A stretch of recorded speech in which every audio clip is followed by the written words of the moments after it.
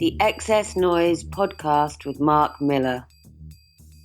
Hi everyone, welcome to episode 43 of the XS Noize Music Podcast. Thanks for downloading. I'm your host, my name is Mark Millar, and this week my guests are the Wandering Hearts.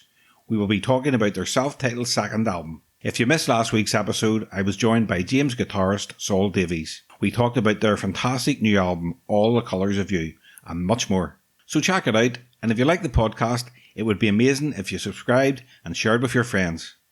If you want up-to-date music news, album reviews and interviews, then check out our main website at xsnoize.com. You can also follow us on Instagram, Twitter and Facebook. Here's XS Noize writer Dan Lynch with some highlights of what's on the website this week. We begin this week with a review of the excellent new album from Wolf Alice.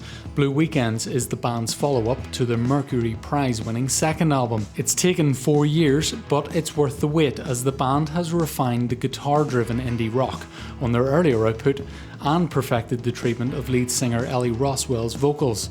Read the review on the website, then check out Lipstick on the Glass as a standout track. Randall Radich has been speaking to Cork-based producer Bantam about his latest EP, New Leaf.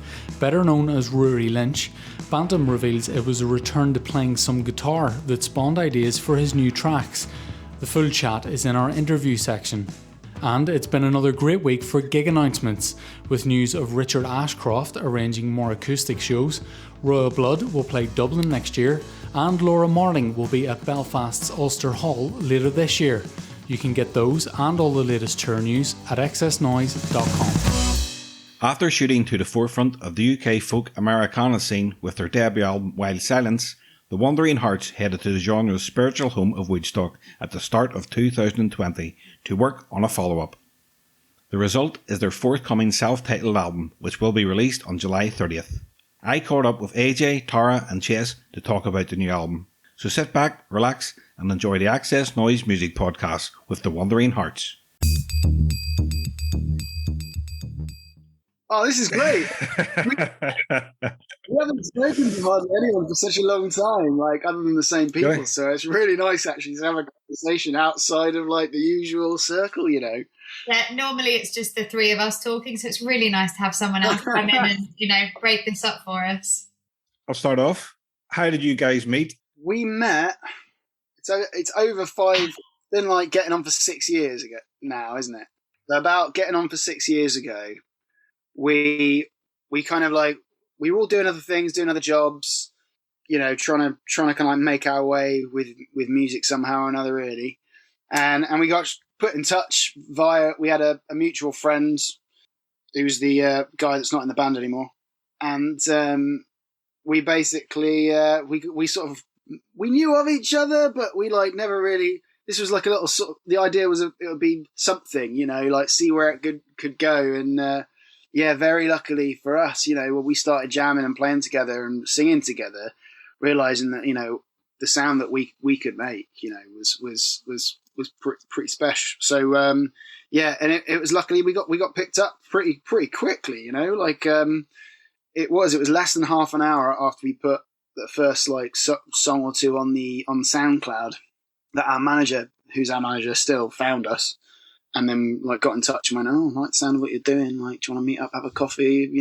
By the way, I used to work at Sony, dropping all these kind of things." And we were impressed enough to like to follow up, and it's been great ever since. Then quickly after that, this deal with Decca happened, and time has just like sped by since then, really. Yeah, that's an amazing story. How quick your manager got in touch. Just by putting a track on SoundCloud. So it just goes to show how powerful that medium is. When you got together, what sort of music did you bond over? Do you like similar bands or similar sounds? Yeah, there was quite a lot of similarities when we started chatting, and the more we kind of got to know each other as well, we kind of would find that a lot of the stuff we listened to growing up, or a lot of the stuff that we were into at the time. I remember Chris Stapleton was relatively new on the scene over here anyway, and we'd all been listening to him and going, "Have you heard this guy?" And we kind of quite early on bonded over that. But yeah, we we didn't really have an idea in our heads what sound we would make as a band. But I think just through the kind of mutual influences and the stuff we were listening to, it felt quite natural for it to kind of go in a kind of country Americana direction because of the stuff that, there's a lot of folk music, a lot of, a lot of that kind of old Americana stuff. And it kind of naturally progressed into what it is, into that sound. And it's funny, people often kind of ask us like what genre we are, but we kind of, I feel like we kind of span a few, and it's so nice to do that, because I just think with like country and pop and Americana and folk, they're all influenced by each other in one way or another. And so to have a kind of, to be like, especially on this new record, it's so eclectic, the sound. There's a really traditional kind of country sounding song, and then there's like a quite commercial pop song, and then but all kind of has the same undertones of those influences. And so it's very cool. It's very cool to be able to experiment and just write the music that we want to write and it work. It's amazing. The Wandering Hearts became the first British band to make their US debut at Nashville's Ryman Auditorium, and then you played the Grand Ole Opry. And there's more. At the UK Americana Awards, you won the Bob Harris Emerging Artist Award. I mean, that's not bad for a band only on their second album. That was just like, so we toured with Marty Stewart just a little bit in the UK when he came over. It was our first like more than one day support tour we'd done. And then as we were going from one of the gigs to another, we got this call to say, we'd done this Radio 2 session with Bob Harris, and we got a call to say that we were going to be given this Emerging Artist Award as we were on our way to play one of these gigs for Marty. And so we were like, this is bonkers. Like also pressure, like hope we don't screw this up. We hadn't had an album out by that point. So that must have been the October. And then 2 days later, we were in the dressing room in Gateshead, and Marty Stewart popped his head in. He'd watched one of the rehearsals. Terrifying, just add that in there. And he popped into the dressing room and he just said, have you guys heard of the Grand Ole Opry? And we said, yeah, we have. And he said, and because I do a gig there and at the Ryman Auditorium. And we were like, yep, know that too. And basically invited us out to play this Grand Ole Opry gig, the Ryman gig, and a gig at Graceland. 2 days after we'd heard from Bob that we were getting this Emerging Artist Award. So that was a really intense, crazy week. And I don't think we believed any of it until we got the award at the end of the January and then went out to the States in the June. So it was a crazy ride. How do American audiences respond to your music? They are, they seem to like, it's amazing really. Like we weren't quite sure what to expect really, particularly because like with the, there is like this country scene in the UK, it can be sometimes quite different to the country scene in the US and all of that stuff. And like, we didn't really consider ourselves as being like a country band, so to speak, like even in like UK terms, but like getting invited over to these sort of legendary, venues and music really. And from like playing the gigs out over here to over there, like, I don't think we really knew what to expect. Actually, they were just like, the audiences were so attentive and so enthusiastic and supportive. It was just, we were just floored really. But like that, the show that we did at the Ryman, we did acoustics in the Ryman are sort of spectacular. And so we decided to make the most of that with singing Burning Bridges, a cappella off microphone, just in the auditorium.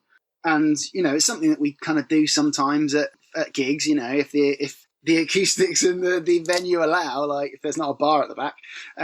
Anyways, so we did that, and the reaction afterwards, it was just total silence for a minute, and then we got like standing ovation, and that knocked us, like it really hit us from not really knowing how it was going to go down to get that kind of reaction in the mother church of like country Americana music. It was pretty incredible. I think as well, like having someone like Marty Stewart come out on stage and go, these are my friends from the UK. You guys are going to love them, like give them a massive round of applause. So to have someone like champion us like that they all really respect and love, the audience instantly were kind of on our side. And so it was amazing to have that. And so we do really owe a lot to Marty Stewart, because he is like taken us under his wing and also just gone like, to all my fans, you're gonna love the Wandering Hearts as well. And so we've kind of, it's just crazy, amazing, crazy. You're about to release your self-titled second album, The Wandering Hearts, which was recorded at Woodstock with producers Simone Fellis and David Barron. What was it like recording there with those guys?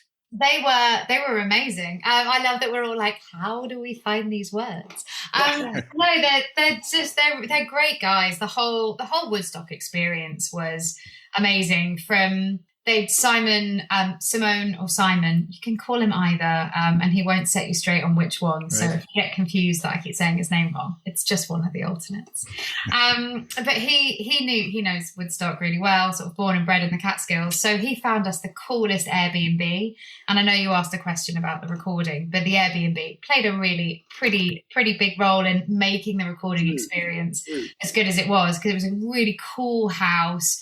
And it had this mad kind of huge music room with a grand piano in it and all these kind of weird instruments, like guitars that had like 2.5 strings, just weird stuff there. And but it meant that, and they kept a really tight schedule in the recording studio. We've never worked with anyone that does that. Like your days start at 10, you're on time. You don't turn up late. You're on time. You're done by 7. Every night at the latest. And so we'd go home and we'd all cook dinner together, like, a family. And then we'd drink a lot, a bit like some families, and just play lots of music and like kind of jam out some of the songs we might do the next day. So when we went back into the studio, we had a really good idea of, how the songs felt when we did them. And sometimes when you write songs, you write it, you have a really cool demo, and then you bank it. And then you come back to it in a couple of years' time. They go, how do you want to do this? But it was really nice because it was less, what do you guys think? And more, this is what we think. What would you guys do with this? So again, felt super collaborative. The equipment there is amazing. The studio is set at the top of this incredible Catskill mountain range where there's just, you can't really see another house. You don't see another person. It's just wildlife, minus 20 degrees, snow.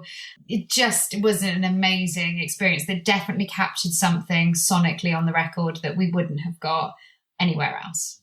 Was the album recorded pre-COVID? Well,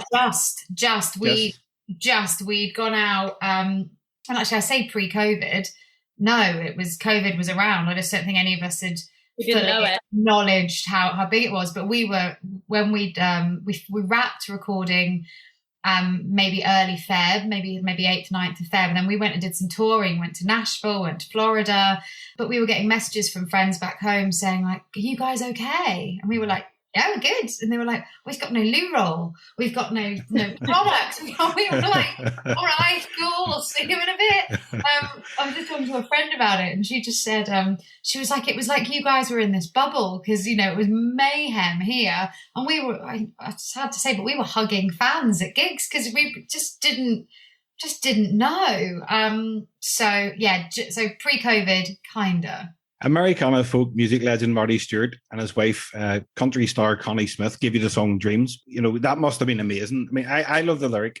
You have to see everything you want in life as possible. Dream it, see it, believe it. And personally, I really connect with that lyric, because I believe if you think of something in your mind's eye, it can really happen. Do you believe that? Yeah, go on, AJ. Oh, well, yeah, to an extent, I think anything pretty much is possible.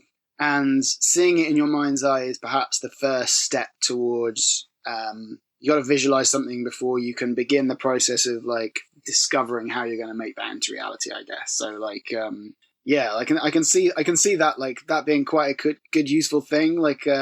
We couldn't have really, this is going to sound a bit of a cliche, but we couldn't have dreamt that Marty was going to come round to our Airbnb in Nashville one day and gone, oh, hey, you guys, Connie and I wrote this song. Here's my guitar. He like sits out, gets his guitar out and goes, Connie and I wrote this song years ago. We really loved it, but we didn't do anything with it. Here it is. Plays the song. He's like, it's yours if you want it. If you don't want it, that's fine. Do what you want with it, but it's all yours, thought you could do something cool with it. And we couldn't have dreamt that was going to happen. So to try and visualize that would have been really, really, really difficult. But, this is the spirit of Marty Stewart, this is the kind of guy he is. He'll just rock up and do stuff like that for you one day. I love that, the spirit of Marty Stewart. That's just, yeah. He is just the most incredible, generous, real person. We could talk about him all day and not say enough. Oh, it's an amazing track. And the song was recorded on hallowed ground in the legendary Cash Cabin. Is that correct? We started recording it at our kind of second home in London at the premises in Hackney. And we've kind of figured out what the kind of basis of the track and what we were going to do with it. We recorded the kind of foundation of it. And then when we got out to the States, that was before we went to Woodstock. And then when we got out to the States and finished recording the album, we then went to Nashville and went out to manage somehow to fit our schedules so that we could coincide with Marty being free and us being free, and got to the Cash Cabin and spent a day there. And it was just the most incredible day ever. But yeah, and so Marty put his guitar parts down and some mandolin parts down for that, and we sat with Chuck, the engineer at the Cash Cabin, and we were kind of all with our guitarist and bass player, multi-instrumentalist Lee was with us, who plays a huge part in our band. And it was awesome. It was just the coolest thing ever. We're sat in a studio with Marty Stewart and we're going like, yeah, maybe try it like this. And, he's going, what do you think about this? And, just amazing, awesome experience. And so that was the last track to be finished on the record. And that was also, I think we did that on the Thursday. And then that evening, the president of the United States at the time said that basically we all needed to leave by, I think it was the Sunday. If we didn't go by then, the travel would be stopped. So we had some scrambling around, after this amazing time at the cabin to be like, right, flight's home, let's get it, let's go. I love the song Build a Fire. It's probably one of my favorite tracks on the album. I love it's a fantastic chorus. It's really, really joyful. What can you tell me about writing that song? We wrote that with one of our pals, Fiona Bevan, who's an extraordinary songwriter. And I remember that day. We were all kind of in a bit of a weird place. We were still in the writing process, and that had gone on for quite a long time, not down to us really, but we were kind of still in that process. And we wrote a couple of songs that day. And I don't really think we thought that we'd do anything with them initially. But Build a Fire was, we knew it was really catchy and we knew it had like a really good hook in it. And I think once we started kind of putting all the other songs down for what we thought might make up this next record, we were like, actually, this could really work as a kind of big kind of single on the album. And I'm so glad we did, because it's such an awesome song. I can't listen to it without feeling really emotional. I don't know. I think it really evokes, like, for me, I think it really evokes like a really trying to see like a positive like light at the end of the tunnel, and that feeling of really coming together and being stronger together. And just, I think after this year or so, I listen to it now and I can't even think about performing it, because it's such an uplifting, positive song, but I can't sing it without tears filling my eyes. It's bizarre. Yeah, it is so uplifting. I mean, there's that. And then the next track I would like to talk about is Dolores. It's a beautiful acoustic track about the life and untimely death of the Cranberries' Dolores O'Riordan. And it's about people's personal battles. What inspired you to write a song about Dolores? Weirdly, like, we had a session booked in for writing.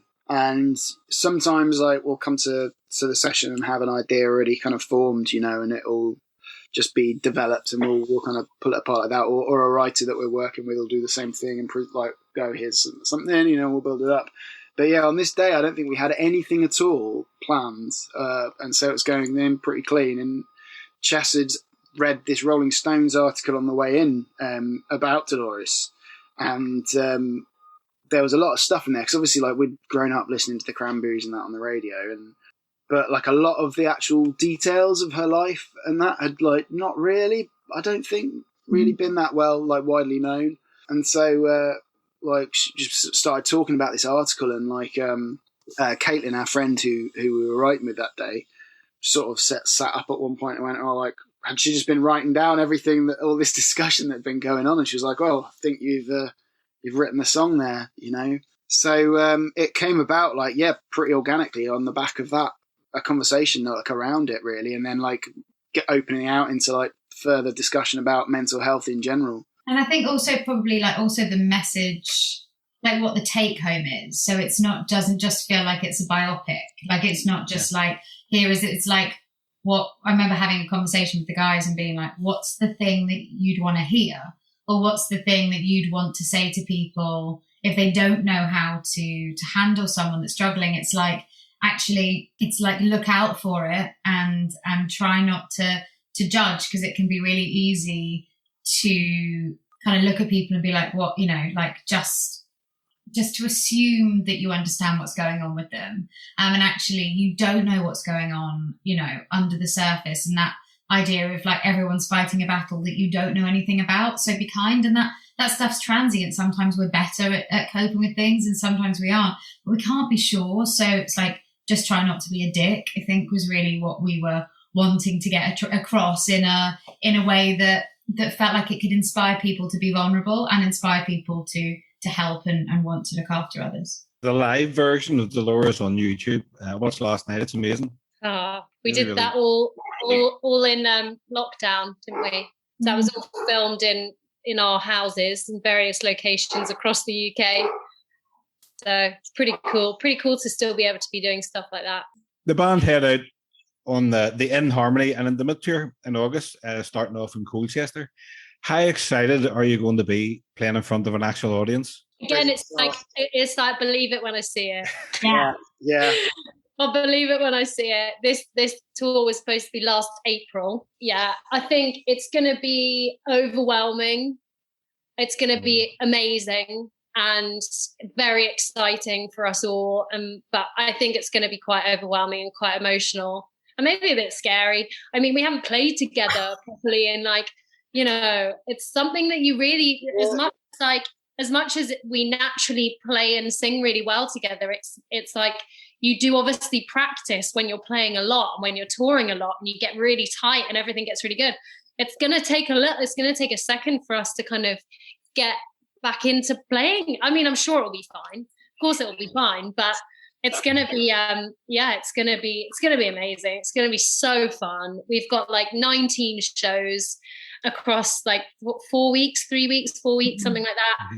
And there are still some tickets available for a few, because obviously there's been returns and stuff. So yeah, can't wait. What goes through your mind as you're about to step on the stage? Oh, there's like, well, it depends. Does depend a lot on lots of things, but depends on the stage and the time of day and what kind of festival or whatever it might be. But ordinarily, like, where's the gin? Yeah, have we got a drink on stage, or the one ready for when we come off? But yeah, like I always find that there's like a point, like especially with pre-show nerves and stuff, because I really get those, like, and I really like love the kind of have a weird like love-hate relationship with like actually performing. It's a weird one, but it's probably pretty common, I reckon. But I always think, like, as there's like a line usually like the side of stage that you kind of just have to cross over that bit, and like you've got all this like build up and like stuff before you cross over that line onto the stage. And usually, like, I feel like it's that point of the stage where like your audience just about can see you, and the moment you cross that threshold, you're like, right, I've got to do this got to do the show now, right? And then it just becomes like a singular focus, and then it's kind of on. But yeah, there's usually like a few other technical things you're thinking about, like, is the capo in the right place for the first song, or like, do I need to go out there and tune or whatever beforehand, all those kind of things. Nice to think about it. Smaller venues are struggling because of COVID and through lack of funding. How important were they to you starting out? Well, I mean, I think those kinds of venues, those kind of grassroots venues are so vital, because they not only kind of provide kind of more intimate setting for gigs starting out, because obviously you don't want to be, if you're paying, if you're having to hire the venue or whatever it is, you're wanting to be selling enough tickets to fill. And as artists starting out, it's obviously you can't fill those big venues. So the smaller kind of grassroots venues are so vital for bands and for artists to go out and experiment and play their new music and see what kind of reaction it gets, and get in front of people and exposure and be able to invite people to shows, because it's so the music industry now is so all about that kind of that in-person connection, and it's a very social business. And I think those kinds of venues are just, they're like crazy vital. And the history in some of them, it's where it's where everyone started out. It's where all the big artists, all the big bands, like from years and years ago, it's where they all came through, and everyone, it's kind of like, rite of passage almost to be playing in those venues, to then be moving up into the like arena shows, I guess. So yeah, it's sad to see kind of so much history getting lost almost with the venues that are having to close. So I'm hoping that our tour will play a small part in supporting those smaller venues, and yeah, we got pretty lucky, didn't we? Like early on, because like our first. Like we had a couple of nice little small places. Like our very first gig was in this underground bar down at this under this bar in London that had live music on, called Cecil's. And then I think we did a show in the Troubadour. Like lots of these kind of like smaller places that you can't fill, and keep like paying the overheads. Like particularly some of the places that we started playing up in London. Like all the rents and stuff that they have to kind of keep going. Like how do you do that? And obviously it's a struggle getting bums on seats and into venues nowadays anyways. So, we played a heap of small shows when we started up. And, you've got to, like Chess said, you've got to support these places, because otherwise, who's going to carry on? Like, who's going to play anywhere? Like, when you start getting gigs, like, where do you go? What do you do? Yeah, you can't just start at like a O2 Academy. You've got to start in those small venues. People will just stop doing it. Like it'll just, especially like if they keep cutting, funding to arts and like stuff at universities and schools and stuff. They start stripping that out. Like who's gonna want to pursue music? People still like to listen to it, but it's getting harder and harder for people to make it. The standard would also slip as well, because it's like, when I think back to how truly shoddy some of our early performances were, I'm so grateful that they were in the tiny venues, because that's how you learn. That's how you I used to get the worst nerves, and I was so grateful for open mic nights, for these small venues where you could go and like, we get nerves, we do, but like my nerves are so manageable now. But to start with, my nerves were only manageable really with tequila, which is not good. Like I just didn't know how to get through that. And actually the way you get better is you expose yourself to it more. The more gigs you do, the more you do, the less nervous you get. So get rid of those things. And so like the stakes are pretty high when it's your mum and your dad and a couple of your mates and it's down the local pub. If your first introduction to that is like Chess said, or Age, it's like, it's at the O2 Academy and, everyone's there, the first, labels. I'm just so glad that we got to do the baby step progression. And I think we owe it to, we have made it really challenging for our future generations, as for those before us made it challenging for us. The least we can do is support the small venues, so for those that are creatively minded can have the best chance to be brilliant, because it's through being terrible that we learn to be brilliant. Record store days coming up. How do you consume music nowadays? Is it vinyl, streaming, or CD? Mixture. A mixture. I've got an old car that doesn't let me listen to music unless like through streaming or anything. So I listen to CDs and that. I buy vinyls because we've got record player, but also because they're just nice to collect. I'm not an avid vinyl collector, but I've got a fair few. And streaming is accessible and it works, but try and do as much as possible of all of it. Yeah, kind of the same really for me. Try and support and buy things on, whether it's iTunes, Apple Music, whatever it is. Try and buy people's music and records when they come out, and equally not so much CDs anymore. Actually, I don't know the last time. I think the last CD I had was ours, but because I haven't got a CD player.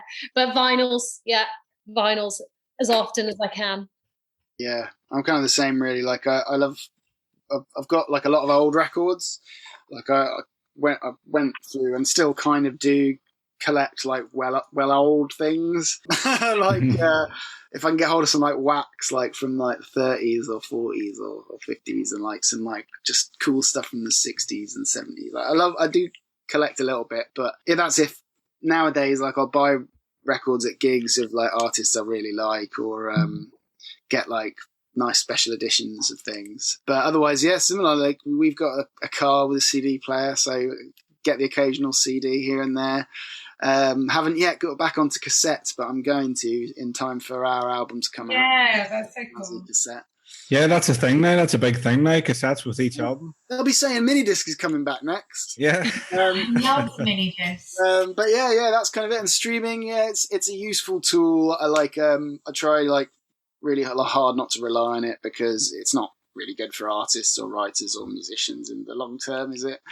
But it's nice. At the minute, hopefully it'll sort that out. We hope so. Like, there's like some really good stuff going on, especially with like the Broken Record campaign and that, and the Commons here thing. Fingers crossed. Out of all the music in your collection, which artist or band do you have the most albums by? John Prine. Do you know John Prine? Yes. Yeah, I think I've got like, I don't know, maybe like 4 or 5 records of his. That's probably the most of one artist. I've got loads of Bob Dylan, but that's more because my boyfriend's a real geek and just has loads of that. So quite a lot of Bob Dylan in this house. I would say it's probably Elvis Presley. It's probably going to be Elvis Presley. Because I'm massive Elvis Presley. All great choices. And the last one, which song or album is your guilty pleasure? Oh, guilty pleasure. Oh, easy. In fact, that's straight away. I was actually just listening to.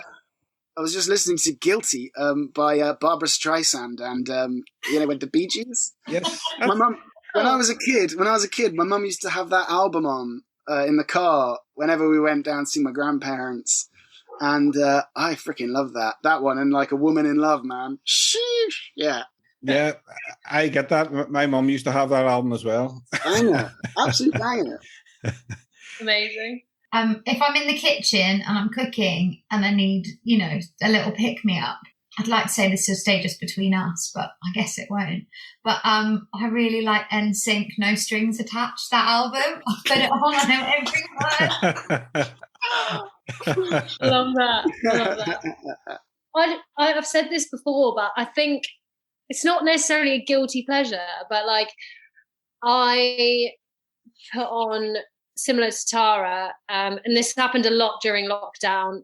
If I felt like, a bit unmotivated or whatever, I'd ask my Alexa to play disco music, and Sister Sledge, We Are Family was normally the first one that came on, and I'd dance around my kitchen. So it's not really a guilty pleasure, but that's my kind of go-to pick me up, No, that's not a guilty pleasure at all. And it's been a pleasure talking to you. I'm really, really enjoying the album, and I wish you all the best with it. And when you're on tour the next time, you have to come to Ireland. You have to come to Belfast or Dublin. Yes. We will be there. Northern Ireland is so cool. I went to Port Stewart once and had like a beautiful time on the beaches down by there. And so I'm going to take everybody and we'll go. And because we've only done one gig, and actually we've never done a gig in Northern Ireland, have we? No. So yeah, We need to correct that ASAP.